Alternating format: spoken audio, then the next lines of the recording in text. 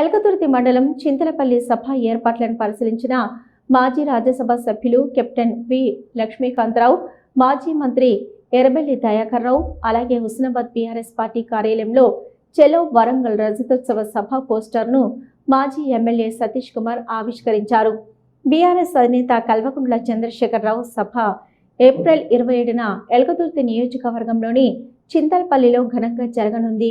ఈ సభ ఏర్పాట్లను మాజీ రాజ్యసభ సభ్యుడు కెప్టెన్ బి లక్ష్మీకాంతరావు స్వయంగా పరిశీలించారు. ఈ సందర్భంగా వారు సభా ప్రాంగణాన్ని, వాహన పార్కింగ్, ప్రజలు కూర్చునే ఏర్పాట్లు, టెంటు, ధ్వని వ్యవస్థ తదితర అంశాలను సమీక్షించారు. ప్రజలు పెద్ద సంఖ్యలో హాజరై సభను విజయవంతం చేయాలని వారు పిలుపునిచ్చారు. రాష్ట్రానికి దిశానిర్దేశం చేసే మహాసభగా ఇది నిలుస్తుందని వారు ఆశాభావం వ్యక్తం చేశారు. ఇది మెయిన్గా 3 ప్రాంతాల నుంచి వచ్చే కూడలేదు. ఇటు సిద్దిపేట నుంచి వెళ్ళి అటు మెదక్ వాళ్ళందరూ కూడా రావచ్చు. అదేవిధంగా హైదరాబాద్ వాళ్ళు కూడా వయా సిద్దిపేట రావచ్చు. అదే కాకుండా వరంగల్, హన్మకొండ, ఖమ్మము, నల్గొండ వాళ్ళు కూడా ఇటుకలి మన వరంగల్ మీదకి రావచ్చు. అదేవిధంగా వాళ్ళు ఇంకా వేరే చిన్న చిన్న రోడ్స్ కూడా అట్లా కూడా వచ్చేటట్టు ఏర్పాటు చేస్తాం. ఇదే కాకుండా కరీంనగర్, ఆసిఫాబాద్, మంచిర్యాల, రామగుండం నుంచి వచ్చే వాళ్ళు కూడా కరీంనగర్ మీదకి కూడా వచ్చేటట్టు కూడా ఏర్పాటు చేస్తుంది. ఇవన్నీ కూడా 3 వచ్చి కూడా ఇక్కడే కలిసే కాబట్టి ఈ రోడ్లు ఇది మంచి కూడలు ఇక్కడ.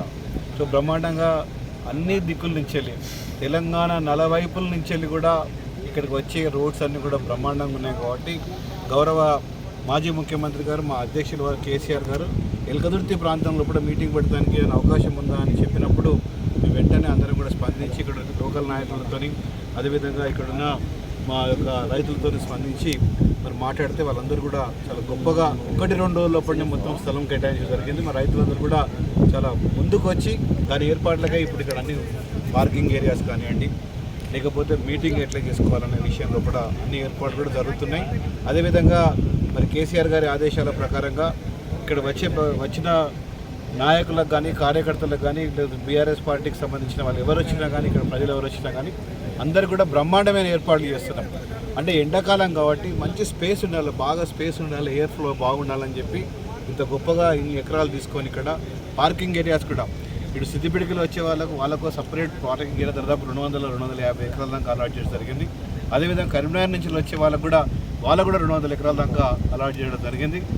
మనకు వరంగల్ నుంచి వెళ్ళి, అదేవిధంగా ఖమ్మం నుంచి, నల్గొండ నుంచి ఎక్కువ ఫ్లో వస్తుంది కాబట్టి వాళ్ళకు దాదాపు ఒక 400 ఎకరాల దాకా కూడా వాళ్ళకు కూడా అరేంజ్ చేయడం జరిగింది. అదే కాకుండా 160 ఎకరాల ప్రాంతంలో కూడా ఈ మీటింగ్ కూడా జరగబోతుంది. అక్కడ దాన్ని కూడా ఇయర్ మార్క్ చేస్తున్నాం, ఫ్లాగ్స్ అని కనబడుతుంది. ఇక్కడ బ్రహ్మాండంగా ఇయర్ మార్క్ చేస్తామని తెలియజేస్తున్నాం. ఇదే కాకుండా మరి కేసీఆర్ గారి ఆదేశాల ప్రకారంగా వచ్చిన ప్రతి ఒక్కరికి కూడా చల్లటి మంచినీళ్ళ బాటిల్ ఇచ్చేటట్టు, అదేవిధంగా వాళ్ళకు లస్సీ ప్యాకెట్ కూడా, వాళ్ళకు మజ్జిగ ప్యాకెట్ కూడా వాళ్ళకి ఇచ్చేటట్టు కూడా ఏర్పాటు చేయడం జరుగుతున్నది. ఇవన్నీ కూడా మా దగ్గర ఉన్న కార్యకర్తల, నాయకులందరూ కూడా వాలంటీర్లు కూడా చాలా మంది కూడా రావడం జరుగుతుంది. దాదాపు నాకు తెలిసిన అంచనా ప్రకారంగా 2000 మంది వాలంటీర్సే ఇక్కడ ఈ ఒక గ్రౌండ్లో కూడా పనిచేయబోతున్నది తెలిసింది. దానికి హన్మకొండ నుంచి దాదాపు 1500 మంది వాలంటీర్స్ వస్తున్నాయి. అదేవిధంగా ఇక్కడ ఎల్కతుర్తి, బీందర్, హుస్నాబాద్ నియోజకవర్గం నుంచి 500 మంది వాలంటీర్స్ కూడా ఆల్రెడీ రావడం జరుగుతుంది. అందరికి కూడా మరి రిటైర్డ్ అయిన పోలీస్ ఆఫీసర్స్తో ఏ విధంగా వాలంటీర్స్ పనిచేయాలి, ఏ విధంగా ట్రాఫిక్ కంట్రోల్ చేయాలి, ఏ విధంగా ట్రాఫిక్ డైవర్ట్ చేయాలి అనే విషయం కూడా వాళ్ళకు కూడా శిక్షణ ఇవ్వబోతున్నాం. ఇంకా 2-3 రోజులు అది కూడా ప్రారంభమవుతుందని కూడా మీకు తెలియజేస్తున్నాం. చాలా బ్రహ్మాండంగా ఇక్కడ ఎవరిని అడిగినా కానీ ఈ సభ 100% 100% ఎవరైనా వచ్చి ఈ సభలో అల్కగా వచ్చి పోయేటట్టు ఏర్పాటు చేస్తున్నాం. కాబట్టి 100% చాలా పెద్ద సంఖ్యలో యావత్ తెలంగాణ మొత్తం కూడా కదిలి వచ్చే అవకాశం కూడా కనబడుతుంది.